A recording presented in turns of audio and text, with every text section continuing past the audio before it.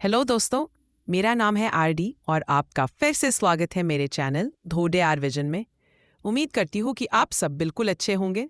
आज मैं एक बेहद खूबसूरत टर्किश फिल्म एक्सप्लेन करने जा रही हूँ जिसका नाम है दिलेबल, जो रिलीज हुई थी 2015 में।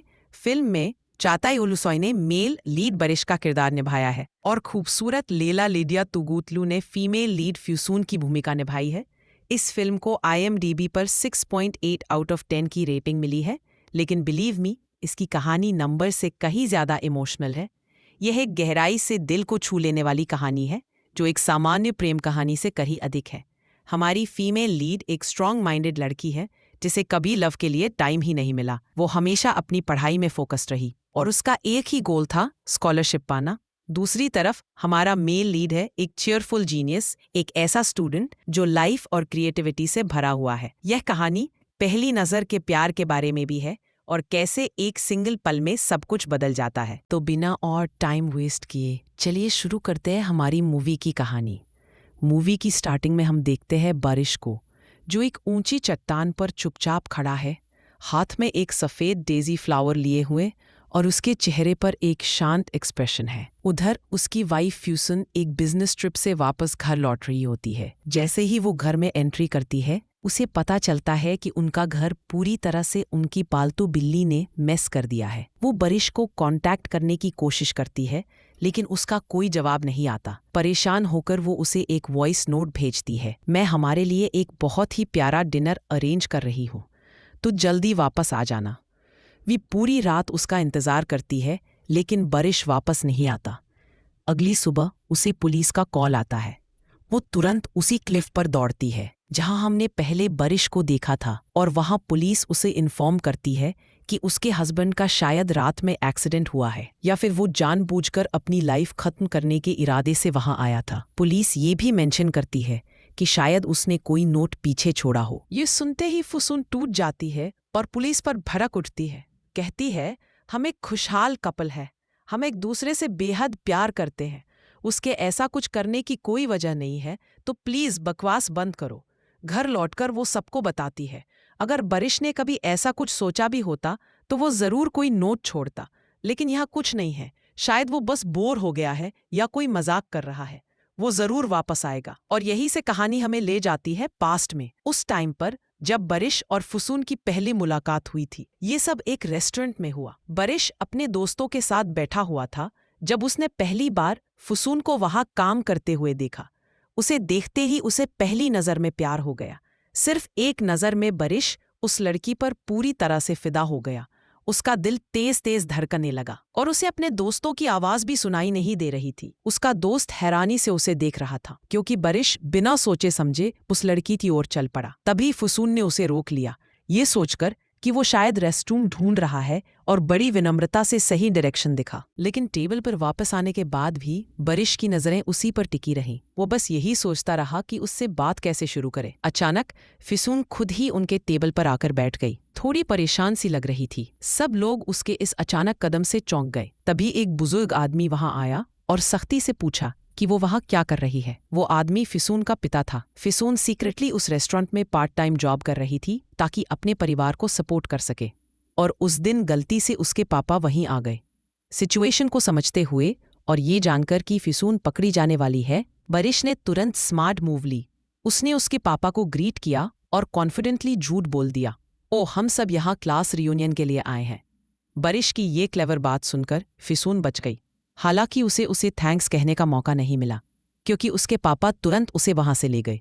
लेकिन जाते जाते भी बारिश की आंखों में खुशी थी। उस छोटी सी मुलाकात ने उसका दिन बना दिया। बारिश फिसून को भूला ही नहीं पा रहा था। सिर्फ उनकी छोटी सी मुलाकात को याद करके ही उसके दिल में एक ऐसी खुशी भर जाती थी जो उसने बहुत समय से महसूस नहीं की थी। ऐसा लग रहा था जैसे फ्यूसन ने उसके अंदर कोई स्पार्क जला दी हो, जिसने उसकी नॉर्मल दुनिया को एक मैजिकल जगह बना दिया हो। शहर की आवाजें, ट्रैफिक, लोगों की बातचीत, दूर से आती ढोल की धुन, सब कुछ उसे एक लव सॉन्ग की तरह लगने लगा था जो सिर्फ उसी के लिए बज रही हो। वो ईगरली उसे दोबारा देखने के लिए कैफे वापस गया, लेकिन वहां फ्यूसन नहीं थी। थोड़ा पूछने पर एक वेटर ने बताया कि फ्यूसन ने जॉब छोड़ दी है।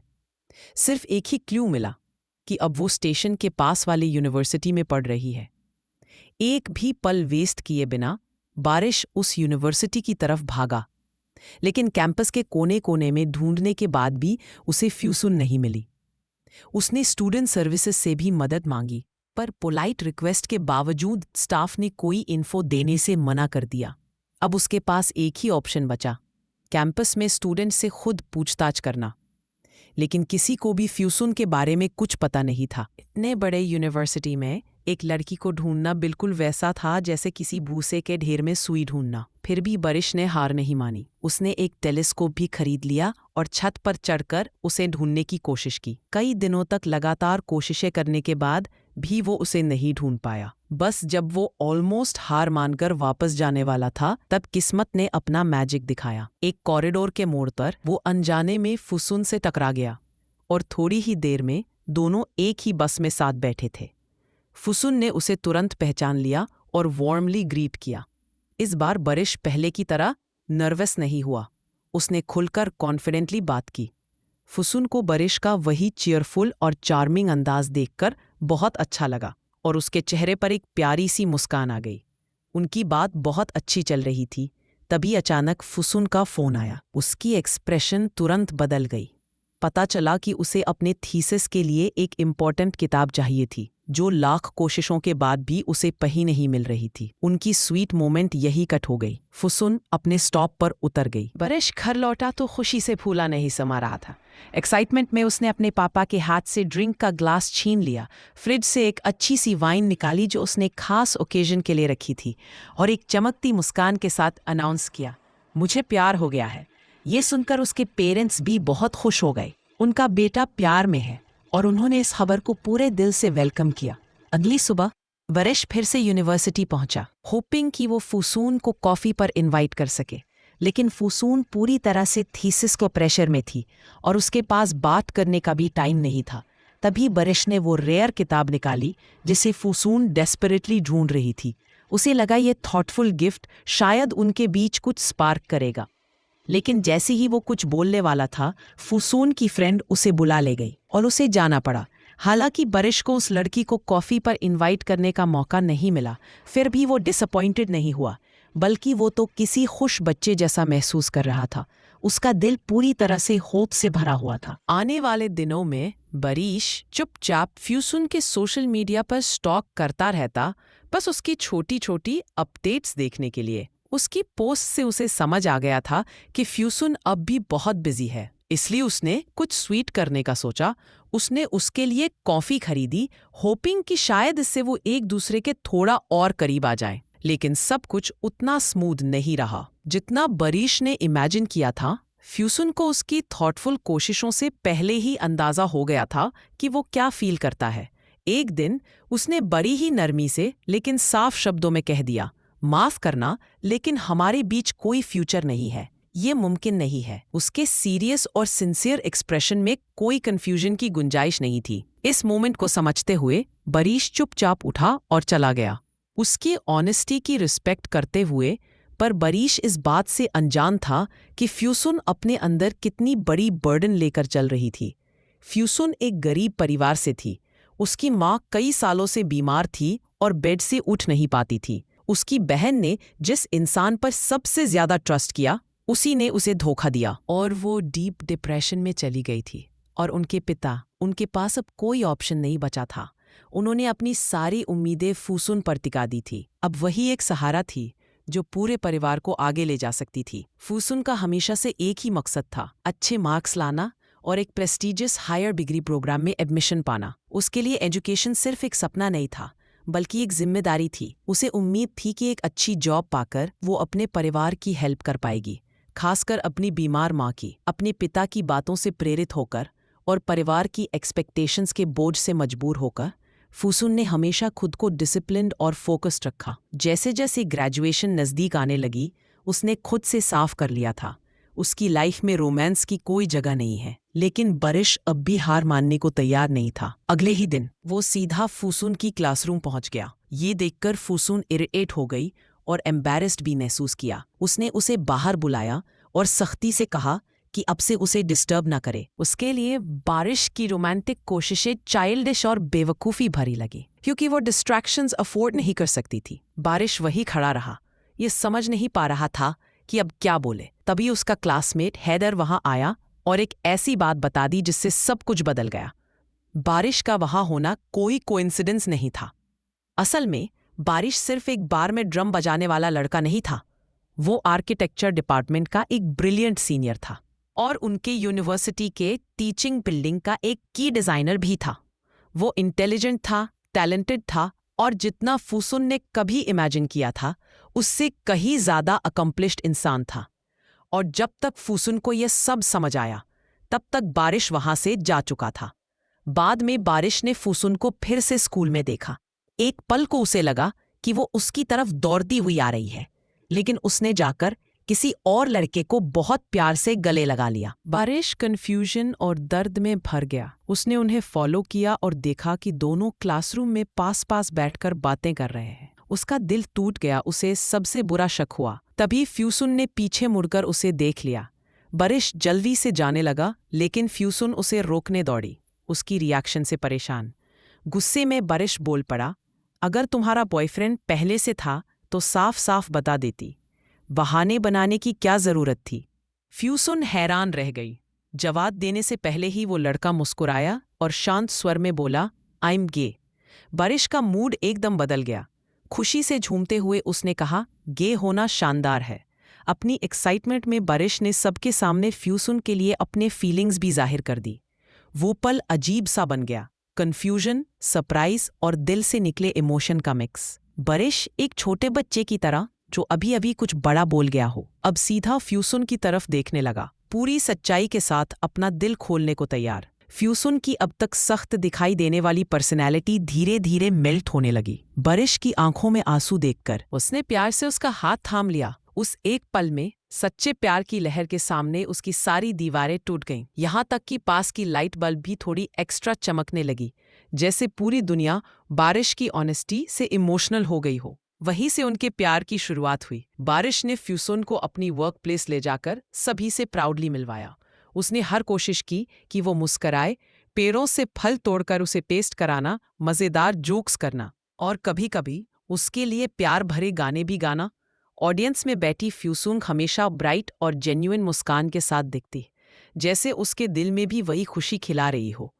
कुछ समय बाद बारिश ने फ्यूसुन को अपने घर ले जाकर अपनी फैमिली से मिलवाया। उसके पेरेंट्स उससे मिलकर बहुत खुश हुए और अपने बेटे की पसंद की जमकर तारीफ की। और फिर फ्यूसुन के बर्थडे पर बारिश ने सारे दोस्तों को बुलाया और एक बेहद रोमांटिक सेलिब्रेशन प्लान किया, जिसमें उसने अपना पूरा दिल लगा दिया ताकि वो पल कभी न भूले। हर गुजरते दिन के साथ उनका रिश्ता और भी मीठा होता जा रहा था, जैसे कोई खूबसूरत सपना जिसमें कुछ भी गलत नहीं हो सकता। लेकिन जिंदगी के अपने प्लान थे। वे अभी भी स्टूडेंट्स थे और धीरे धीरे वे जिम्मेदारियां जिन्हें वे नज़रअंदाज कर रहे थे उन्हें पकड़ने लगीं। फुसुन, जो हमेशा टाइम पर रहती थी और डिसिप्लिन थी, अब देर रात तक बाहर रहने लगी थी। एक रात वो ड्रंक होकर घर लौटी। उसके पिता बहुत नाराज हुए और पूरे घर पर गुस्सा निकाल दिया। उन्हें समझ ही नहीं आया कि उनकी वो सीधी सादी बेटी अचानक इतनी बदल कैसे गई। फुसुन की इमोशनल जवाबों ने उनकी नाराजगी और भी बढ़ा दी। उधर बारिश भी अपनी प्रॉब्लम में उलझा हुआ था। वो प्यार में इतना खो गया था कि उसे याद ही नहीं रहा कि उसकी यूनिवर्सिटी ने उसे एक बहुत बड़ा आर्किटेक्चर प्रोजेक्ट दिया था। उसका मेंटर गुस्से से आग बबूला था और उसने 3 दिन का डेडलाइन दे दिया, कोई एक्सक्यूज नहीं। उसी समय फुसुन भी एक क्रिटिकल डेडलाइन के करीब थी। उसे एक डिटेल्ड सर्वे कंप्लीट करना था जिसमें सैकड़ी एंट्रीज थी, वरना वो उस स्कॉलरशिप के लिए अप्लाई नहीं कर पाती जिसके लिए उसने पूरी जिंदगी मेहनत की थी। थकी हुई, एंग्शियस और परेशान फुसुन रो पड़ी। उसने बारिश से मदद मांगी, लेकिन सिर्फ 3 दिन बचे थे और दोनों ही प्रेशर में डूबे हुए थे। ये मिशन इम्पॉसिबल लग रहा था। स्कॉलरशिप ना मिलने का मतलब था कि फुसुन अपने पिता की नज़रों में और भी गिर जाती। पर बारिश ने उसका हाथ थामा और कहा, अभी टाइम है, डोंट वरी। अगले कुछ दिन दोनों ने मोहल्ले के हर दरवाजे पर दस्तक दी और बारिश की अमेजिंग सोशल स्किल्स की वजह से वे सर्वे तेजी से पूरे होने लगे। सिर्फ 2 दिन में उन्होंने सारा काम पहली बार में ही कंप्लीट कर लिया। इस दौरान फुसून को एहसास हुआ कि बारिश वही इंसान है जिस पर वो अपनी जान तक भरोसा कर सकती है। जब वो एक्साइटेड होकर उसे थैंक यू बोल रही थी, उसने बारिश के हाथ पर एक टैटू देखा और उसकी क्यूरियोसिटी बढ़ गई। फिर दोनों साथ में एक टैटू शॉप गए और कपल टैटूज लेने का फैसला किया। लेकिन जब टैटू नीडल फिसली, फुसून दर्द से चीख उठी। बारिश उससे ये दर्द देखा नहीं गया और वो प्रोसेस रोक देना चाहता था, मगर फुसून ने जिद की कि टैटू पूरा होना चाहिए। फिर भी बारिश खुद को रोक नहीं पाया और बाहर चला गया, पर उसकी चीखें उसके कानों में गूंजती रही। वो वापस अंदर गया और उसे बाहर खींच लाया। फुसून के जरा से दर्द ने बारिश का दिल चीर दिया था। हालांकि यही गहरा प्यार उनकी संबंध को लगभग बर्बाद कर गया। कुछ दिनों बाद बारिश ने सक्सेसफुली ग्रेजुएशन कंप्लीट की और सेलिब्रेशन में एक दोस्त ने उसके चेहरे पर केक लगा दिया। उसी वक्त एक मेंटर ने फुसून को एडवाइस दी कि प्यार को अपने फ्यूचर पर हावी मत होने दो। तभी फुसून को एहसास हुआ कि कहीं वो बारिश की ग्रेजुएशन में रुकावट तो नहीं बन गई थी। उस रात दोनों ने दिल से एक दूसरे से अपने प्यार का इजहार किया और बिलीव किया कि अब जिंदगी और भी खूबसूरत होगी।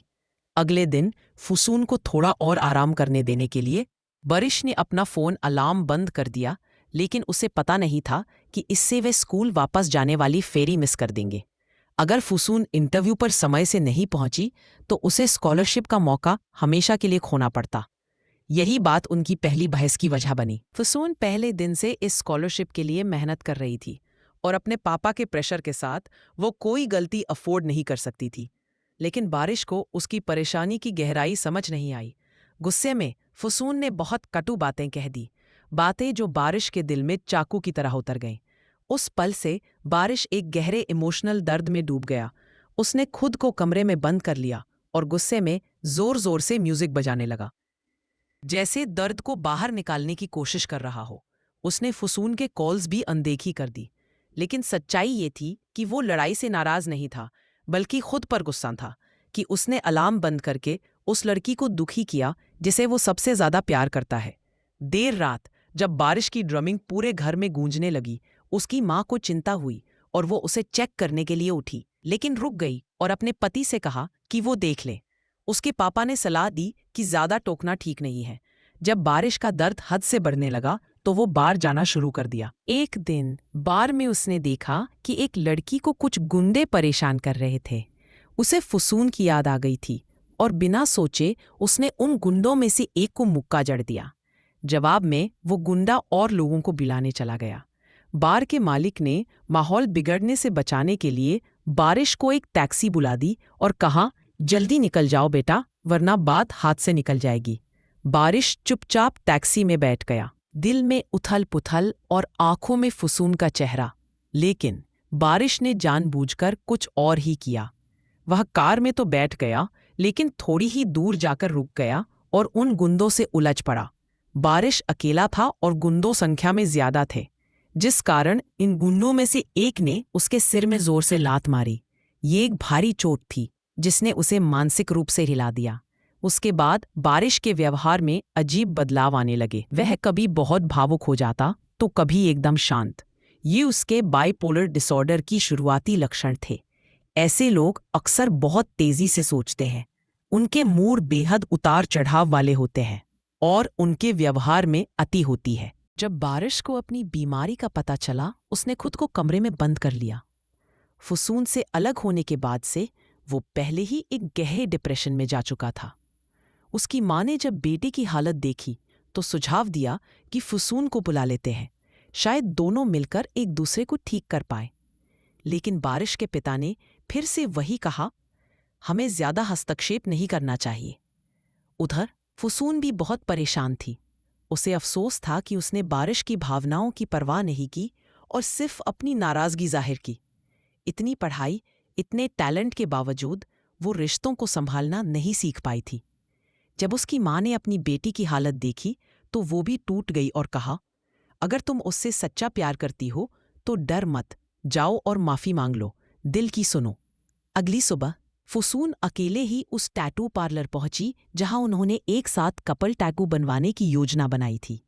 इस बार उसने हिम्मत करके वो अधूरा डिजाइन पूरा करवाया। फिर वो पूरे साहस के साथ बारिश से मिलने निकल पड़ी।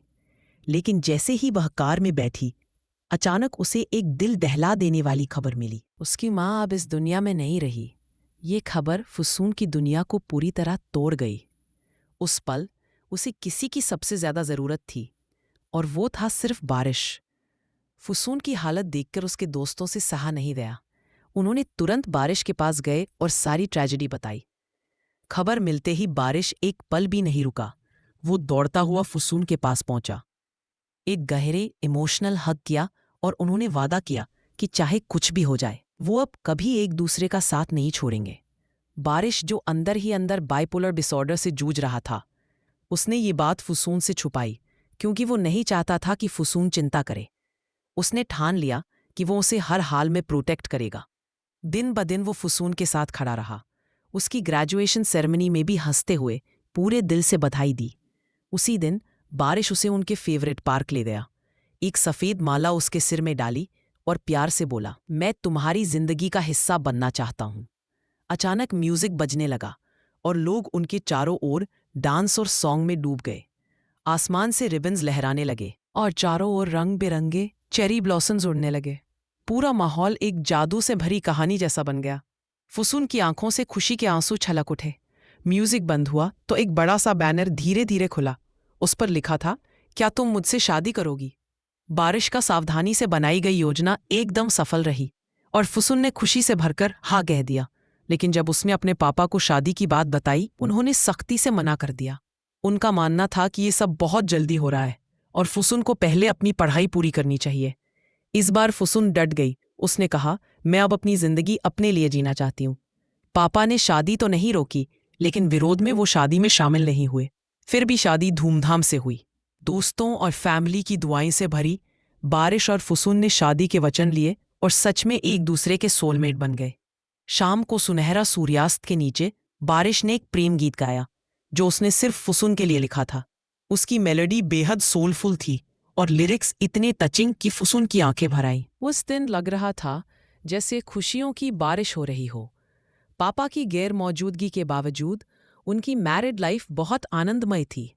हर सुबह बारिश चुपचाप उठकर फुसून को सोते हुए देखता, जैसे हर पल को जी रहा हो। लेकिन उसे नहीं पता था कि उसकी तबीयत धीरे धीरे बिगड़ रही है। एक दिन टेरेस पर एक छोटे से गमले के पौधा को लेकर उनका हल्का सा झगड़ा हो गया। फुसून एक एग्रीकल्चरल इंजीनियर की बेटी होने के नाते अपने पॉइंट पर कॉन्फिडेंट थी, लेकिन बात करते करते वो अचानक चुप हो गई, जैसे कोई गिल्ट महसूस कर रही हो कि उसने अपने पापा की इच्छा के खिलाफ जाकर शादी की। बारिश ने इस उदासी को तुरंत महसूस कर लिया। बिना कुछ कहे वो फुसून के पापा के घर चला गया। अंदर घुसते ही सीधा किचन में जाकर बर्तन धोने लगा। पापा गुस्से में आ गए, यहाँ तक कि पुलिस बुलाने की धमकी दी। लेकिन बारिश चुपचाप शांति से सब सुनता रहा। उसकी सिंसियरिटी ने आखिरकार पापा का दिल छू लिया। धीरे धीरे वो मानने लगे कि उनकी बेटी ने जिस इंसान को चुना है वो वाकई में उसके लायक है। जब फुसून घर लौटी और देखा कि बारिश उसके पिता के साथ शांति से चाय पी रहा है, तो वह हैरान रह गई। लेकिन उसी पल उसने समझ लिया, उसके पिता ने आखिरकार उसे माफ़ कर दिया है।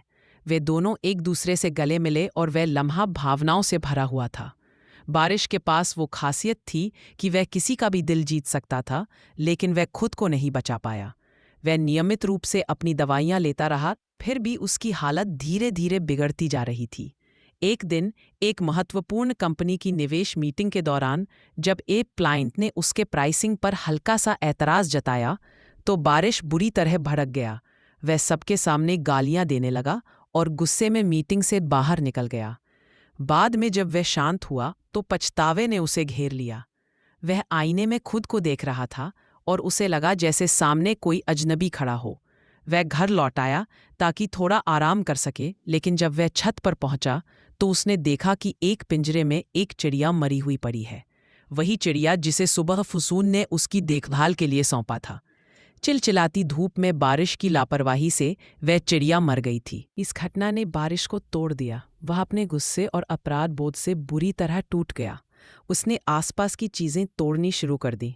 उसे लग रहा था कि जब वह एक छोटी सी जान की देखभाल नहीं कर सका, तो वह अपनी पत्नी की हिफाजत कैसे कर पाएगा। उसकी हालत देख उसके दोस्त हैदर ने धीरे से सलाह दी कि उसे अस्पताल जाकर चेकअप कराना चाहिए, लेकिन बारिश ने अचानक हिंसक व्यवहार किया और हैदर पर हमला कर दिया। हैदर जमीन पर गिर पड़ा, उसके मुंह से खून निकल रहा था। यह देखकर बारिश को तुरंत पछतावा हुआ। वह दौड़ता हुआ हैदर के पीछे गया, माफ़ी मांगने और सब कुछ समझाने की कोशिश की। उसी वक्त उसने पहली बार किसी से अपनी सच्चाई बताई कि वह बाइपोलर डिसऑर्डर से पीड़ित है। हैदर इस सच को सुनकर सन्न रह गया। उसे लगा कि अब फुसून को भी यह बात जाननी चाहिए, लेकिन बारिश ने हाथ जोड़कर विनती की कि वह फुसून को कुछ न बताए।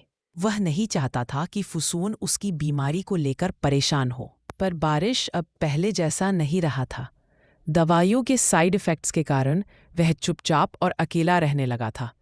इस दूरी को देखकर फुसून को शक होने लगा कि शायद बारिश का किसी और से रिश्ता है। उसने उससे सीधे सवाल किए, पर बारिश ने कुछ नहीं बताया।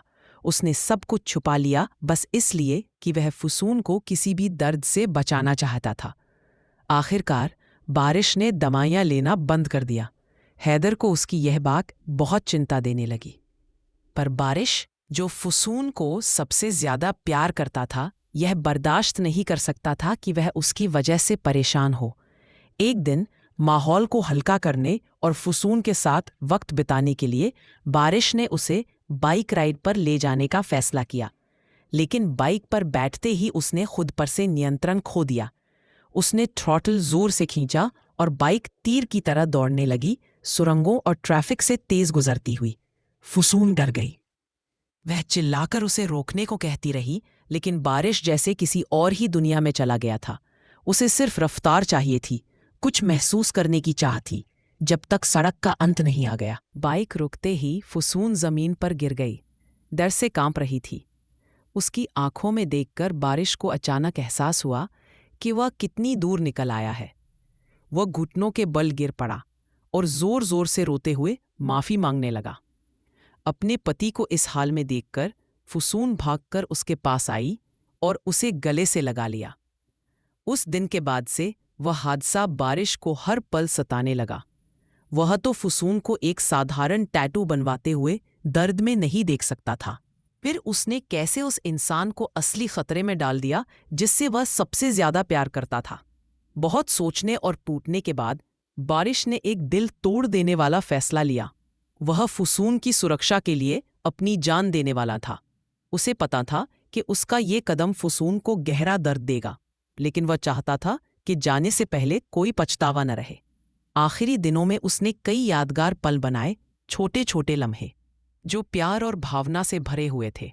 उसने फुसून को एक शानदार पार्टी में आखिरी बार ले गया, उसके लिए एक खूबसूरत प्रेम गीत गाया और पड़ोसी के बाग में चुपके से घुसकर मीठे आड़ू तोड़े, जैसे वे पहले मस्ती में करते थे। वे अपने प्यार के सुनहरे दिनों को फिर से जीने लगे, हंसी मस्ती और हर पल को पूरी तरह जिया। आधी रात के बाद वे दोनों घास पर लेटे थे, थके हुए, आसमान के तारों को निहारते हुए।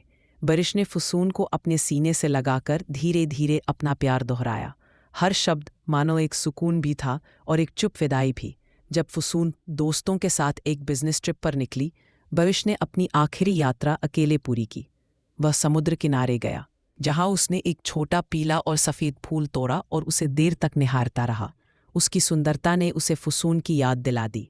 उस पल में बारिश को यकीन हो गया वह इस तरह जीना नहीं चाहता था जिससे कभी फुसून को दुख पहुंचे। वह मरना बेहतर समझता था। अब कहानी वर्तमान में लौटती है, जहां फुसून रोज समुद्र किनारे खड़ी मिलती है, हर दिन इंतजार करती हुई कि शायद कभी बारिश लौट आए। लेकिन हर गुजरते दिन के साथ ये इंतजार और भारी होता गया। उसे टूटते देख हैदर ने आखिरकार उसे सच बता दिया, बारिश की मानसिक स्थिति के बारे में। ये सुनते ही फुसून जैसे बिखर गई। वह दर्द, पछतावे और ग्लानि से भर गई। उसने खुद को दोषी ठहराया कि वो कभी बारिश के दर्द को समझ ना सकी, उसके मौन मदद की पुकार को नहीं पहचान सकी। जवाब की तलाश में उसे याद आया कि पुलिस ने एक बार कहा था बारिश शायद कोई नोट छोड़ गया हो। उसका दिल बेचैन हो उठा और वह तेजी से घर की ओर दौड़ी। रास्ते भर उसकी आंखों में यादों की एक झड़ी लग गई, हंसी, प्यार और वो नाजुक पल जो उन्होंने साथ बिताए थे। तभी उसे एक छोटी सी बात याद आई। एक दिन बारिश अपने कमरे में चुपचाप एक सीडी के साथ कुछ कर रहा था। वही दिन जब वह घर लौटी थी और उसकी बिल्ली ने सारा कमरा बिखेर दिया था। शायद उसी गड़बड़ी में वह सीडी नजरअंदाज हो गई। अब वो छोटा सा पल एक बहुत अहम सुराग जैसा लग रहा था।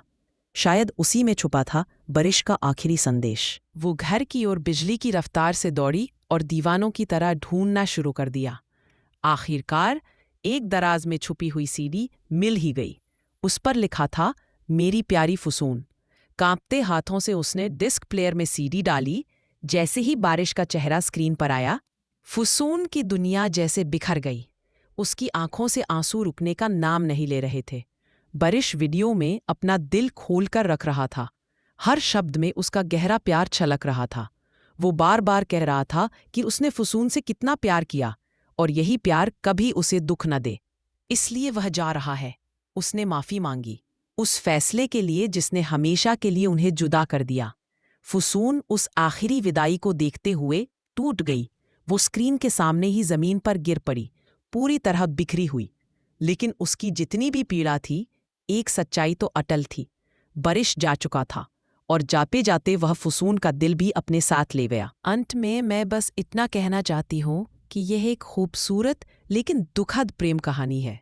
दो आत्माओं, बारिश और फुसून की, जिनका प्यार जितना गहरा था उतना ही नाजुक भी। यह फिल्म दिखाती है कि मानसिक बीमारी कैसे चुपचाप सबसे मजबूत रिश्तों को भी तोड़ सकती है और कैसे प्यार एक ओर जहां उपचार बन सकता है, वहीं दूसरी ओर चुपचाप विनाश का कारण भी बन सकता है। डेलिबिल सिर्फ प्यार में पड़ने की कहानी नहीं है, यह छोड़ने के दर्द की, किसी अपने को बचा न पाने की पीड़ा की और उस विदाई के बाद रह जाने वाली यादों के बोझ की कहानी है। यह फिल्म एक बहुत ही अहम संदेश देती है, हर रिश्ता ईमानदारी और पारदर्शिता पर टिका होना चाहिए। अगर आप किसी मानसिक या भावनात्मक संघर्ष से गुजर रहे हैं, तो अपने करीबी लोगों से बात करना बेहद ज़रूरी है। बात करने से रिश्ता कमज़ोर नहीं होता, बल्कि और गहरा होता है। अगर बारिश ने अपनी तकलीफ़ें फुसून से साझा की होती, तो शायद वह उसे बाहर निकलने का रास्ता दिखा सकती थी। शायद उनका अंत कुछ और होता, शायद थोड़ा खुशहाल। लेकिन जिंदगी हर बार दूसरा मौका नहीं देती। यह मूवी हमें याद दिलाती है कि प्यार सिर्फ जुनून नहीं है, बल्कि ईमानदारी, सहारा और अंधेरे समय में एक साथ खड़े रहने का नाम है।